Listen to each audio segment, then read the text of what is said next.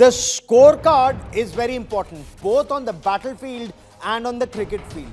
So on the battlefield, remember, on the 10th of May, Pakistan had lost 9 terror bases, including the headquarters of terror at Muridke and Bahawalpur, 6 radar stations, including at Pasroor and Malir cantonment in Karachi, and 11 air bases, including Noor Khan, Sargodha, Rahim Yar Khan, and Jacobabad. On the cricket field, Pakistan lost every match to India in the Asia Cup. But the scorecard in T20 encounters, as Team India skipper Surya Kumar Yadav put it, shows Pakistan is not a rival. You know, it's a fact. For decades, India permitted Pakistan to punch far above its weight, and not just in cricket, actually in conflict and even in diplomacy. Why was a puny Pakistan permitted to punch far above its weight and consider itself anywhere close to India? It defies logic. But Surya Kumar Yadav called a spade. Pakistan is no rival, let alone being an arch rival. We are number 1. They are what, number 7 or something? This is Naya Bharat. It does not permit Pakistan to punch above its weight, be it the battlefield or the cricket field. I get you that story. Coming up at 8:30 tonight, Army bombs, Navy blocks.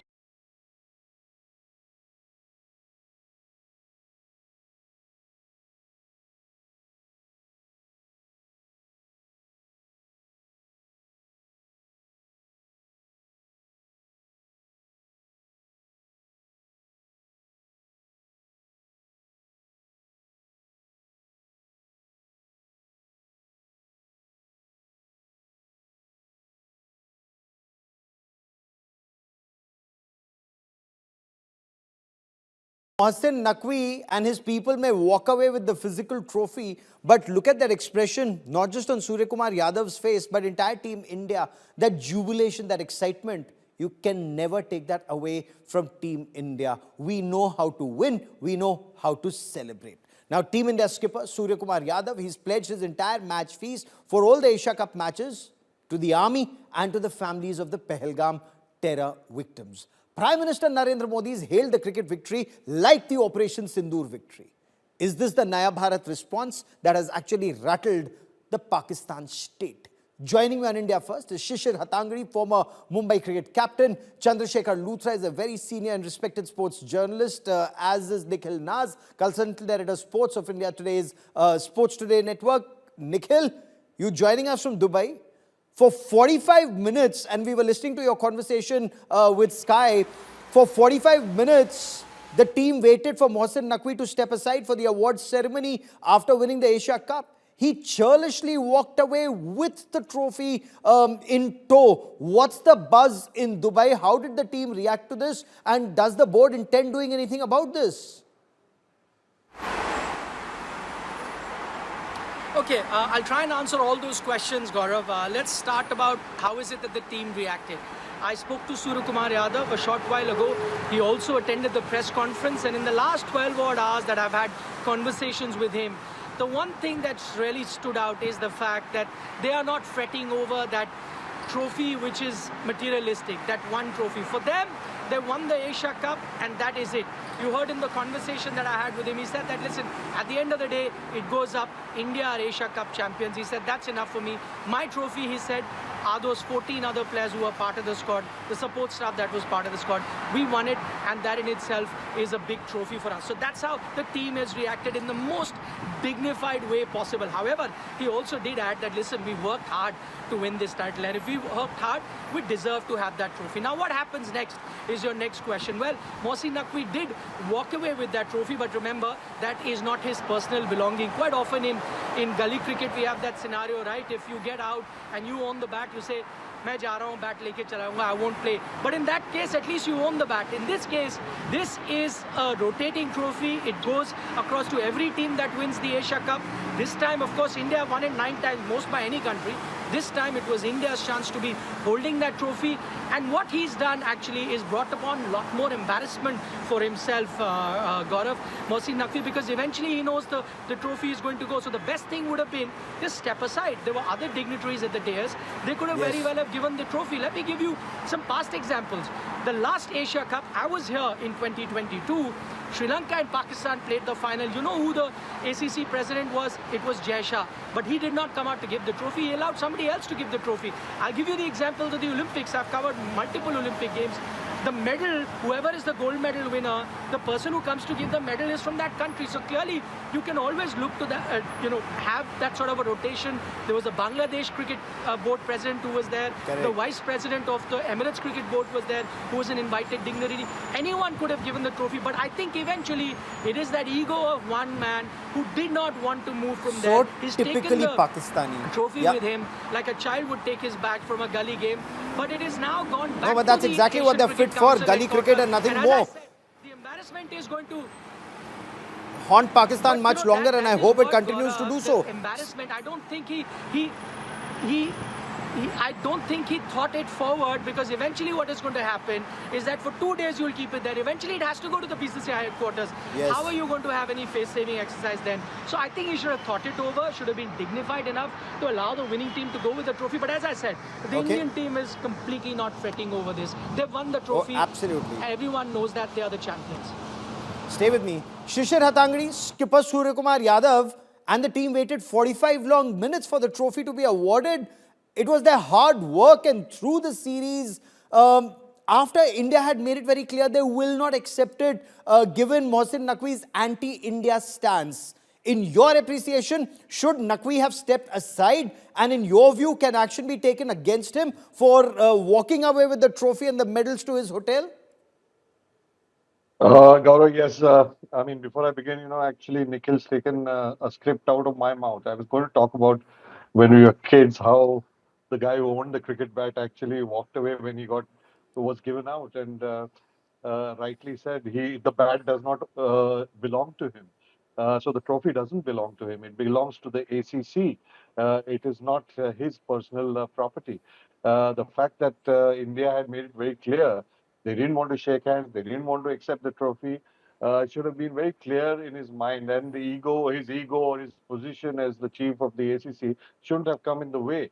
What he should have done, gracefully given it to somebody else to hand over the trophy, because 45 minutes of waiting and, the broadcasting time and just about the embarrassment of a country that has lost in a final, then the chairman behaving like a schoolboy, all added up to the frustration of a team that has been beaten 3-0.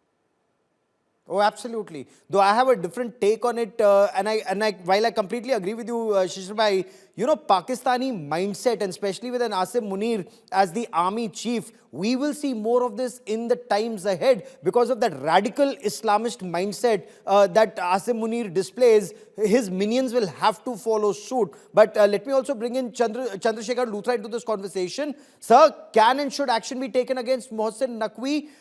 Was his conduct as ACC chief, the Asian Cricket Council chief, in conflict with either Pakistan Cricket Board chief or Interior Minister of Pakistan or the lackey of Asim Munir? All of this in conflict with his cricketing role here.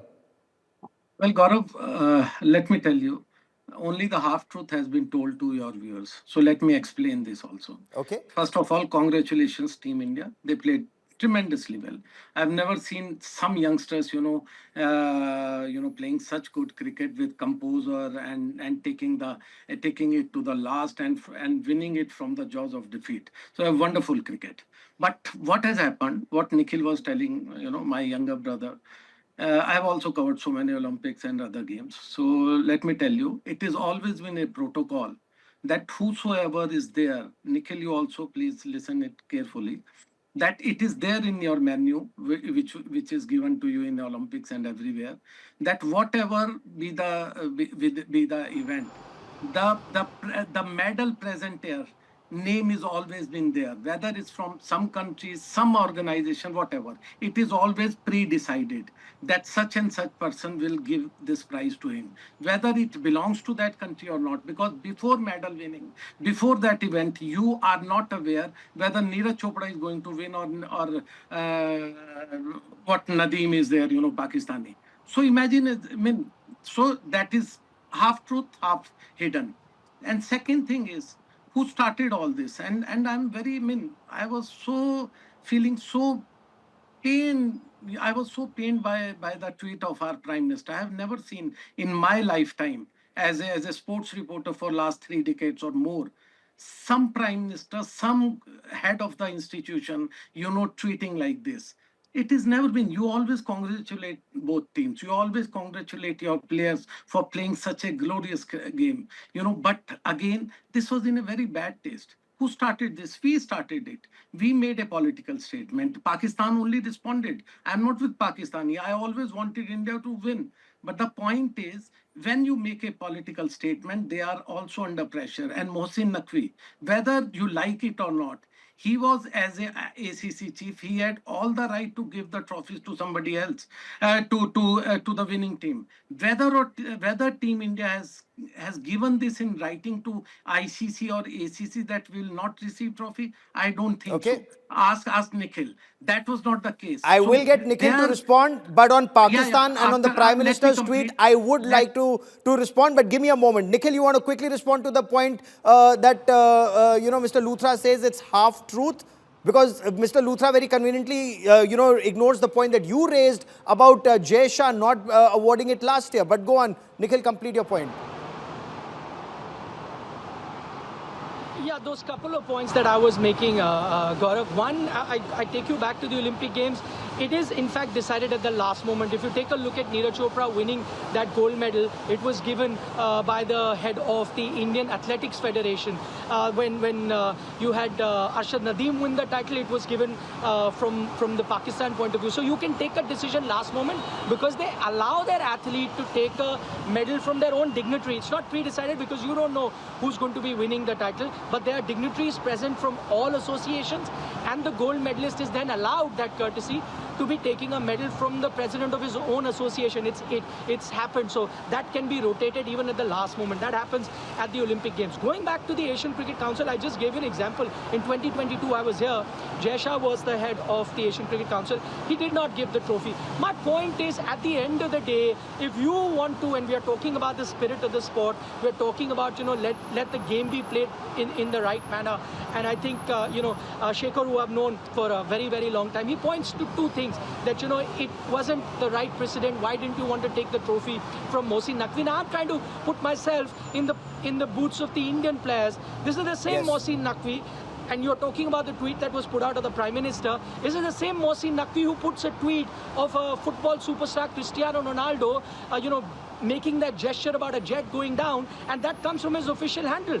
How would you see an Indian player then walking up and collecting a trophy from a man like this? And my point is, does his ego have to really come in? There is no hard and fast rule. There are other dignitaries there as well. Take a look at the Pakistan team. They received their medals from the boss of the Bangladesh cricket board. So clearly you could have, if you wanted to have the ceremony, you're the head of ACC, you want neutrality, you could have allowed anyone to take that trophy and go away. Not in this manner that, no, either I'll give it or not. And then how do you expect the players to collect the trophy from you after you put a tweet out like that? No, and obnoxious anti-India statements that have come from him, that Shekhar, that you must comment on. And there's a long history of Pakistan bringing in radical Islamism into cricket. And there's a long history, and I'm not restricting myself just right now. I mean, look at the time when you have people like Muhammad Mushtaq, who will say it's victory of Muslims over Hindus. Is that sportsman spirit? Why do we ignore that? Or Imran Khan saying it's jihad for Kashmir. Why would you want to ignore that? It's Shathe Shatyam Samacharet. You treat them the way they treat you and worse. But let me bring in Shishan Hatangadi. Mohsin Naqvi repeatedly spews venom against India, including today, where he falsely claims that history records Pakistani win in battle, which is not true. Frankly, yeah, you must. Frankly, had this match not been live, he ran away with the trophy. Probably in Pakistan, they would have claimed Pakistan won. Yeah, like I said, Gaurav, highly childish. I mean, what's a central minister spending so much time at the ACC for a week, 10 days? Obviously, he doesn't have too much to do there because Army does all the work there. These guys are just lackeys. yeah, so the point is he's come here, and I mean I think the Indian team and the BCCI has made it very clear we will not accept the trophy from him, and that's as simple as that. Why complicate matters? We talk about the venom off the ground, things being said, political statements. That's another matter. The main point is if the players are under duress to have played this tournament, and they have emphasize the fact that they don't want to accept the trophy from this gentleman, then be dignified and say, okay, I'm the ACC chairman, I'll give it to somebody else to hand it over. Why walk Okay. away? I mean, actually, you're trying to behave younger and more childish than some of their own players, the Pakistani True. players. Okay. This is Once again, Chandrasekhar Luthra, ACC chief, should be impartial. Naqvi clearly isn't. Look at his social media post that Nikhil also points to, that video of Cristiano Ronaldo, where they're attempting to mock their fake news of downing Indian fighters, or Haris Rauf's provocative gesture. Is this not reason enough for Indian players to say, nahi lenge isse trophy? He is look, not look, impartial. look, Gaurav, I'm not here to defend any Pakistani or anybody, but let me tell you, and let me remind Nikhil also and everybody else that I have seen so many pictures of, bat being used like a gun. I have seen that with Vivian Richards, with Botham, with so many players. I have And seen a so history many of tennis. Pahalgam, Listen, listen, listen. Where Pakistani Let me, terrorists singled out let, Hindus and massacred listen. them. There's a history, there is a Either you context. listen to me also, or you I keep am on listening going. to you, but I'm trying to Yeah. bring in No, no, context. let me explain also. I'm here not to defend any Mohsin Naqvi or anybody. I'm here to give the true picture. So I've seen so many pictures like that, live and otherwise. And imagine a scenario also, Nikhil and Gaurav, that in 2036, somewhere in November or December, if India is going to host, Olympics, and imagine a scenario, Nadeem or anybody else from Pakistan, they win some medal. He is already an Olympic champion, and suddenly Mr. Narendra Modi, Amit Shah, or you and me, anybody is going there to give him medal, and he refuses to take that, accept that. Is that the right kind of approach? No, you are no one to decide whether you are going to accept trophy from Nikhil or me or anybody. It is the protocol, it is the decision by the ACC or ICC or anybody in the cricketing fraternity who is going to give the trophy. So, imagine these kind of Okay. scenarios. You can't blame these, and also last Okay, thing, Shishir Hatangari and wants to disagree with you. The last 30 seconds I have on this part of the show. Quickly, okay, Shishir, Yeah, why do you I want to just I disagree? just say Why are you one thing. disagreeing? I just one thing, Gaurav. If it was India and the scenario what was explained just now, no Indian minister or official would award or be on the podium to make that presentation seriously. to a Pakistani, given the situation, the sensitive situation between two countries. Okay, they wouldn't want the screen time. I mean, if you wanted screen Not with the time, you would have Pakistani seen anyways. you would Seriously, have you would have seen Jai Shah, you can you would have name seen the that stadium on BCCI, your you would own have name, seen but you will not people give the. at the final. Come They on, were not there come at the on. final, weren't they? I don't Were they at Okay. the accept final? this logic. You can No, No, name the but Nikhil, the stadium on last your 30 own seconds I have name, on this part but of the you will show, not go there should and give the organizers be very presentation. Come mindful, on, Shishir. given the Come. acrimony between India and Pakistan, given that acrimony, given that radical Islamist mindset that Pakistanis display, unless they qualify, there should be no India-Pakistan engagement in future encounters, in future tournaments. Nikhil. Sorry, that was a question to me. Yes. Gaurav, let me also give you an idea as to why this may have happened. Now, just try and understand. I think, look at Mohsin Naqvi, and that's why I say that he's truly a politician. I was just talking about the tweet. Let me give you another example. I was here at the practice session of the Pakistan team. On the eve of that game where those gestures were made by the Pakistani players, Mr. Naqvi actually paid a visit to the practice session of the Pakistan team. Are you telling me that there was no direction that came from the top for the Pakistani players to have done what they did? Because he comes on the eve of the game, after which they behave in that certain manner. The fact of the matter is Mr. Naqvi has failed to do his job of actually running Pakistan cricket and running it successfully. I'll still say the Pakistani players, I will still give them credit. They gave India a fight in the final.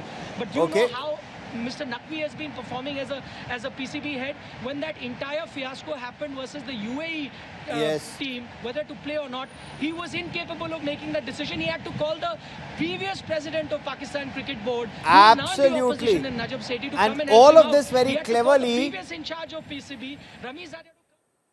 All of this very cleverly is the deflection tactics that Mohsin Naqvi employs by using these kind of tweets.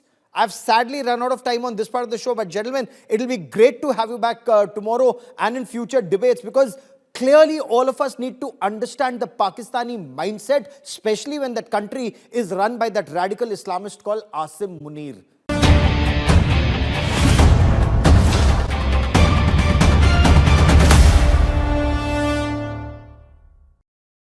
It is said, while the adversary fears our army and our air force, it shakes and shudders to think about what the Navy could do at its very tiny 1,000-kilometer long coastline.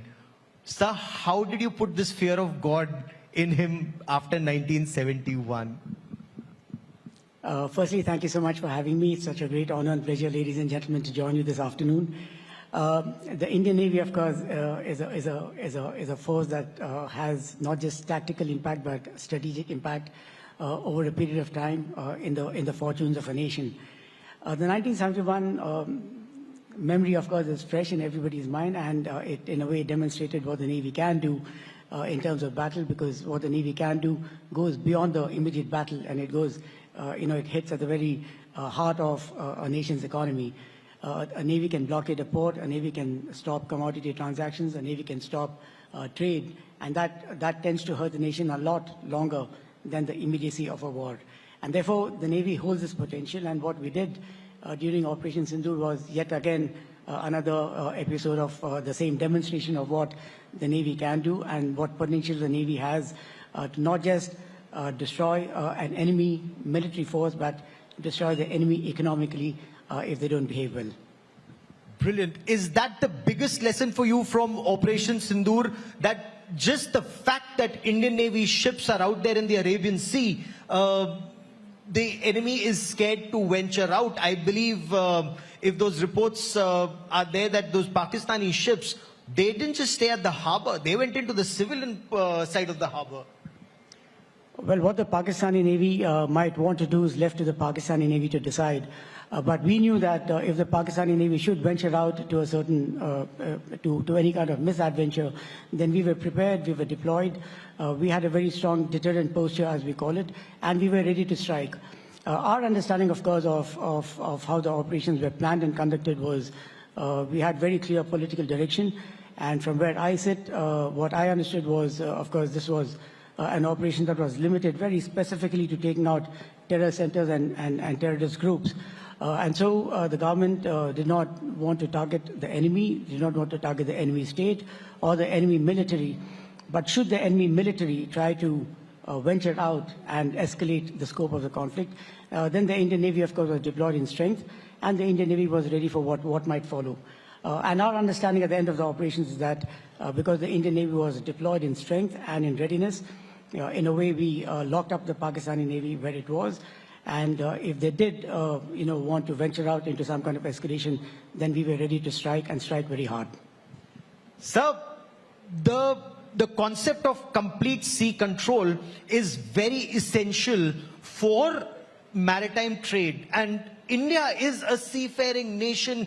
We may have forgotten it, or the history that was taught to us. We did not look so much at peninsular India, and perhaps that's a debate for another time. But from the time of the Cholas to Chhatrapati Shivaji Maharaj to Kanhoji Angre, it's all about India's maritime power. What is being done to increase it, especially when our adversary is adding close to 20 warships a year? The adversary to the north. So, firstly, why is maritime security important to the fortunes of a nation? It's simply because transportation economics being what they are, the most cost-effective means of trade in any case continues to be the sea. Even today, about 90 to 95% of global trade is transacted on the seas. More specifically to India's context, even today, about 95% by volume and about 70% by value of India's trade is transacted by sea. About 80% of our energy security is dependent on sea, out of which 85% of which comes from the sea. And therefore, for our energy security and our economic prosperity, stability of the maritime domain is very, very important. And that's why the Indian Navy finds maintaining stability, safety, and security in the entire region as a kind of article of faith for us. And we draw our inspiration from the fact that we impact directly the nation's economy. And we make a direct contribution to the nation's economic growth. And I think the maritime domain is very, very important simply because of that. And while we watch, and therefore, what do we see when we look at the maritime domain? We see, one, of course, where we stand geographically, we see important sea lines of communication of the world that carry a majority of the world's trade. They crisscross. We've got a lot of choke points. All of these sea lanes and choke points stand vulnerable to conventional, non-conventional threats, and the number of non-conventional threats are only multiplying by the day. We take it upon ourselves as a dominant navy in the region to make sure that we maintain stability and security, not just for our own national prosperity, but to make sure that there's some kind of stability in the entire Indian Ocean region. And therefore, we've got to take into our calculations on every single day of our lives, who are the players, what are the interests, why are they here, and therefore what is it that we need to do to make sure that we match up to them and make sure that we prevent them from doing anything inimical to what we want to do. And if they try something funny, then of course we are more than a match for them. The Indian Navy has taken upon itself two roles in the region. One, of course, we'd like to be the first responder, which means we look at what's happening in the world, we see what might go wrong, and we like to be there when it happens so that we respond immediately. And two, we'd like to be a preferred security partner. We know that there are several island nations in the Indian Ocean region that have the same or similar maritime security concerns as we have. They may perhaps not have the same capability to tackle those maritime security threats. And so when they're looking for partnerships, we'd like to see that through our hard power and soft power that the nation represents, they prefer us. Oh, absolutely. Strong Navy is very important for projection of national power, of hard national power too. Is that the reason why India having that Great Nicobar base is so crucial for our nation? Describe why that's critical for the nation, sir. I think it's important to understand that in the maritime domain, combat operations and normal operations are conducted over vast ocean spaces. And you're not fighting across the land border where tens of miles or hundreds of miles are important. Here we're talking of vast oceanic spaces where reach, sustainability, and immediacy are so important. Several times in maritime operations, you have nothing happen for days together where maritime forces are moving all over the ocean, and suddenly you get a small window of opportunity where all the action takes place, and that's when you've got to be there, be present, and be present in a position to impact the situation. And therefore, presence, reach, and sustainability are important. Any base that we can get from where we can launch our operations, that's why it becomes very, very important. On Atmanirbharta, are you satisfied with the way we are progressing, and especially when you see conflict between Russia and Ukraine or all that's happening around the world? How is the Navy on Atmanirbharta, and especially in critical weapons and systems? This is a topic that's very close to my heart, so please allow me a couple of minutes. One of the lessons we've learned, in fact, we learned several lessons from the Ukraine-Russia conflict. One, of course, is that the nature of war might perhaps be the same, but the character of war has changed a lot. New technologies, drone technologies, and all of that, a lot of people have spoken about. Artificial intelligence, space-based networking, and all of that. So the first lesson we've learned, of course, is that technology is on the march, and the character of war is changing. The second lesson we learned was, of course, quite apart from Operation Sindoor and what we saw in Operation Sindoor, that was limited in geography and in scope and in objectives. Several times there used to be a conversation about wars being sharp and swift. And now, of course, we've got to be ready and plan for short and swift wars, but they could be long and protracted as well, as this is demonstrated, so you need to have the staying power. The third thing that all of us learned as an armed force, of course, is that supply chains get disrupted, especially when you're dependent on foreign sources. And that's why Atmanirbharta is such an important concept by which we raise our armed forces. The Navy, of course, has always been some kind of an Atmanirbhar Navy. Of course, that we produce all our ships indigenously here. At the moment, we've got 54 ships on order in various shipyards, all of them built in India, and we've ramped up to about 75% above in our indigenous content of all the ships that we've done. And so we have, for us, Atmanirbharta has been some kind of an article of faith. And we have actually declared that by 2047, when we have a national vision of being Viksit Bharat, by 2047, the Indian Navy shall be completely Atmanirbhar Navy, which means not just do we produce ships, submarines and aircraft in this country, but we also produce at the component level everything that we have, so that if indeed we need to import something, that is only by a choice, but not by compulsion. General, what's the biggest lesson? We all saw Operation Sindoor, and we saw how Pakistan sought a ceasefire in just about 90 hours or less than 90 hours. But what's the biggest lesson for you, for us, from Operation Sindoor?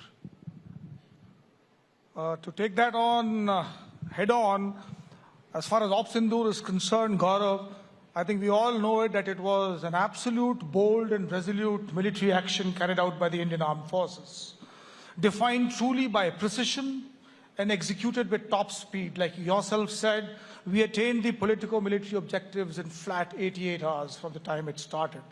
But that said, it's important for me to actually bring out as to what Op Sindoor really demonstrated. Actually, what came to the fore was our decisive polity, to state it as point number one. We had a clear political intent and aim. With that given, as also maximum freedom given to our armed forces, we found the armed forces acting in absolute synergy and jointness to achieve laid down mandates and objectives.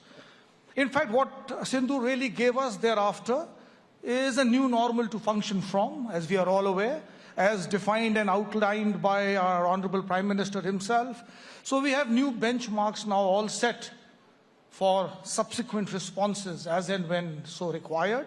And a very bold thing that really emerged, that it showcased India's readiness to engage in full spectrum deterrence.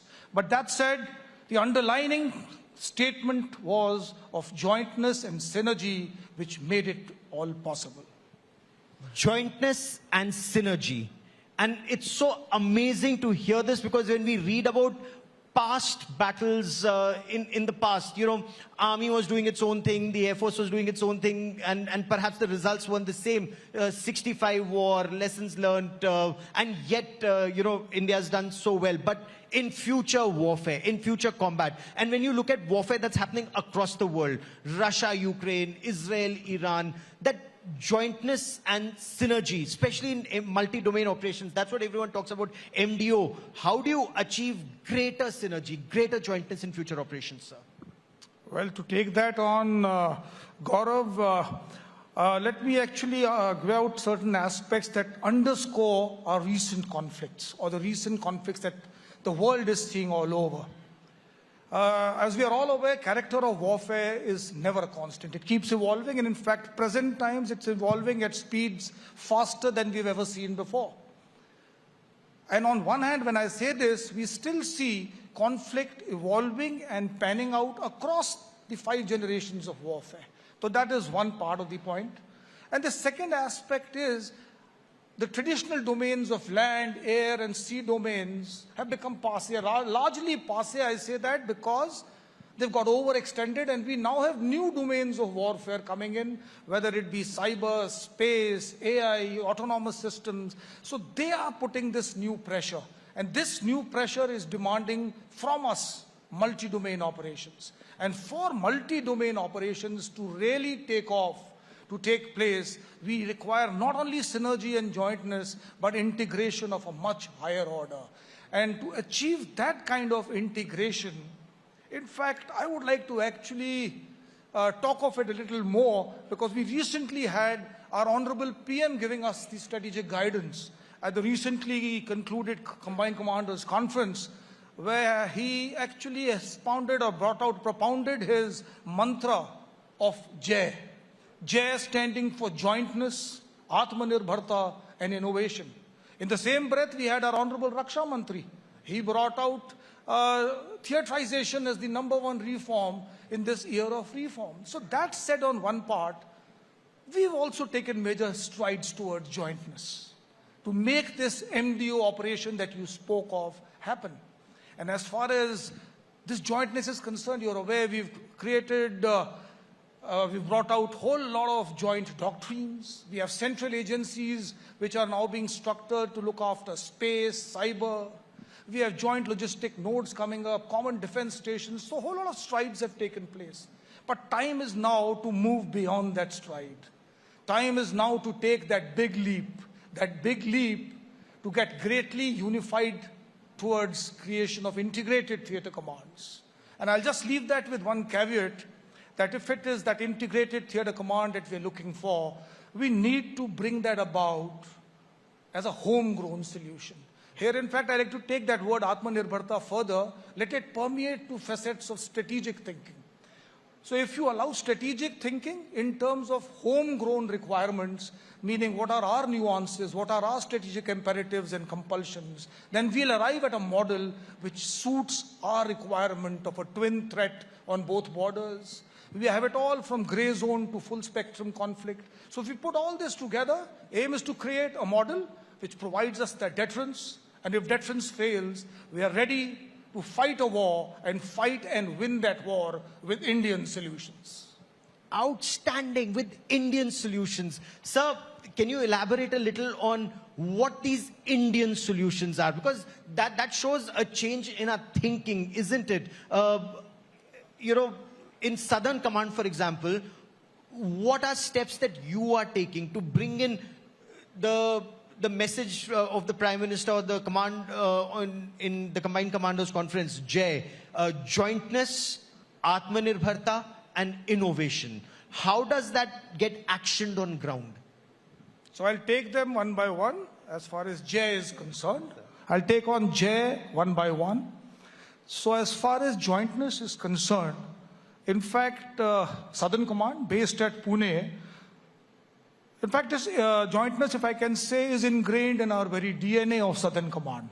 And why I say that is, based out of Pune, the entire lot of southern states, that is 11 states, are in my area of responsibility, which brings in 4 of these 7 Air Force commands, all 3 of the naval commands. So, in fact, I am actually uniquely endowed in Southern Command to make that jointness happen. In fact, we have been the test bed or the laboratory, if I can say, for common defense stations, the establishment of joint logistic nodes, and it is very often that we carry out joint exercises with both the Air Force and the Navy. And in fact, if I tell you in another month's time, we are going in for a major tri-services exercise with Southern Command, in conjunction with the Indian Navy and the Indian Air Force. And we're going to be exercising off the coast of Gujarat, the areas of the Run and Creek, and in fact validating all our joint doctrines ranging from amphibious operations to cyber operations, EW operations. So we have it all over there as far as bringing about this jointness is concerned. It is not happening today. We've been doing it in the past also, but now that the strategic guidance is there for us, there is no turning back as far as jointness is concerned. Would you like to take on Atmanirbharta as well? Absolutely, because Atmanirbharta is key, especially when you look at what's happening between Russia and Ukraine right now. Yes, absolutely. Atmanirbharta is something so essential for all of us. And I would dare say, as far as Atmanirbharta is concerned, if I can take you back, we are looking at a Viksit Bharat 2047, or Sashakt Bharat, a Samrid Bharat. So I see 2 major pillars of that. One is Surakshit Bharat, a secure Bharat, and the second pillar to it is Atmanirbhar Bharat. But I will keep Atmanirbhar Bharat as the bigger set, the subset being Atmanirbharta in defense. Now, as I take Atmanirbharta in defense, it's not about reducing defense imports, reducing in India alone. It's about that very important facet of strategic autonomy. And that is the autonomy we are looking for. The freedom or that independence to make our own choices, to equip our soldier, to to fight once again with homegrown, indigenously designed, developed equipment which is operationally suited for that place. So to that extent, that is how I see Atmanirbharta emerging, but there are challenges. We are aware of it, the major challenges being this continuously evolving character of warfare. We need to sort of plug that in. Sir, I want to begin by talking about the air power, the weapon of choice, Balakot 2019, and now Operation Sindoor. How did the Indian Armed Forces, with Air Force being the spearhead, ensure Pakistan was on its knees in 88 hours, firing just about 50 odd weapons across 11 air bases? What was the thinking? How did you do it? How did the Air Force do it, sir? Okay, Air Force is the youngest when you look at the conventional domain warfare among all three services. With the advancement of technology and the way the war fighting has evolved, especially in the last 3 decades, air power has become the first preference by virtue of its characteristics and which all. You mentioned about 90 hours, but actually the outcome was decided in the first 25 minutes. The impact it had and the strategic messaging it conveyed and the effects which got generated with that. In the first 25 minutes, majority of the objectives laid down by the politico-military system were all achieved. Air power, the technology has advanced so much. In few minutes or a few hours, you can achieve an objective which probably took few days or few weeks 20, 30 years back. And especially after the Gulf War, the advancement has happened so much. And as a national, at the national level, air power is the option available at the moment, mainly because speed, reach, flexibility, precision, and the impact you want without collateral attrition in the environment. That's why air power is becoming a choice, but it's a national asset and it's being utilized to achieve the national objectives. So from that perspective, it is there. And with respect to this first 25 minutes, it is the planning, the synergized decision-making and collective efforts at the highest level. And this time, it is very, very heartening to see the whole of government approach, that 360-degree approach, where very clear-cut directions by the highest hierarchy, from the Prime Minister and the CCS, and subsequently very active interaction between all three services and CDS, defining the objectives, selecting the targets, and hitting it with the most appropriate weapon available to achieve in the shortest possible time. So in my opinion, the first 25 minutes on that day, early morning, were the most decisive things, and most of the activities or the conveying of messaging and achievement of objectives and effects were achieved within that. Sir, when we talk about air power, is the nation now, the political leadership, yes, because we saw that in Balakot also, employment of air power, crossing the LC, hitting across the international border, and here the employment of air power. Are we now graduating in understanding from, tactical support to the army, to an air power, to now an aerospace power? Describe this transition, because current warfare and future warfare, aerospace power becomes extremely crucial as a war-winning factor. Okay, all the instruments of war fighting are part of your national, the comprehensive national power. So when you look at this, it's one of the instruments available, and the air power has the peculiar characteristics where it can be employed in every war fighting domain, whether it is maritime domain, or the land warfare, or the aerial domain, EW, in cyber, space. The aviation or the military aviation is part and parcel of that. And in times to come, the applicability of this aviation component is going to be there in each and every warfighting domain. And the Indian Armed Forces, and especially the Indian Air Force, they're all prepared to meet those challenges in next decade. Sir, your challenges are not just on your western front, but where you've come from, the northern and eastern front. The challenges there are huge. Now, how do you meet that challenge, and what would be the message from Operation Sindoor to the adversary to the north and the east? Well, firstly, I must compliment you on selecting the Western Naval Command, the Southern Command, and the Eastern Air Command. So in a way, you have covered the entire spectrum of India from the military forces point of view. In the Eastern sector, from preparedness point of view, there are two factors which actually come into play. One is the terrain is very peculiar in that environment, and one is the weather. So both these factors are very well dovetailed in our operational training, and we have a very good interaction with the Indian Army, the Eastern Command and the Eastern Air Command, and we do a lot of joint exercises across the entire spectrum from Sikkim to Arunachal Pradesh, and we have the mechanisms in place to continuously practice in these two specific environments and ready for that. The infrastructure development is something which has got a real push in the last about 5-6 years, and especially because protection of assets and availability of assets is one aspect which is being factored. Operations from all the airfields available in the east is something what Air Force has done in the last 5-6 years, and every airstrip which is available in the eastern sector is utilized to undertake air operations. Additionally, the emergency landing fields, one is ready, one should be ready in about a month's time, and few more are coming up. So the infrastructure push is also there, and the armed forces in a joint environment with the Eastern Command and the Eastern Air Command both do this exercise in high altitude terrains.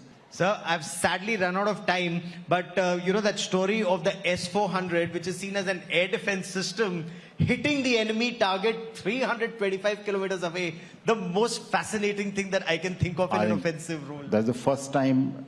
I don't think any other hit has been achieved at such long distances. And BrahMos, of course, is a fantastic weapon what we had. So this Atmanirbharta thing has helped us a lot. And this S-400 getting a hit at such long distances is a good confidence for the whole of nation. And it's a fantastic weapon available from defensive and offensive point of view. Sir, for joining me here at the India Today Conclave, many thanks, sir. Thank you very much.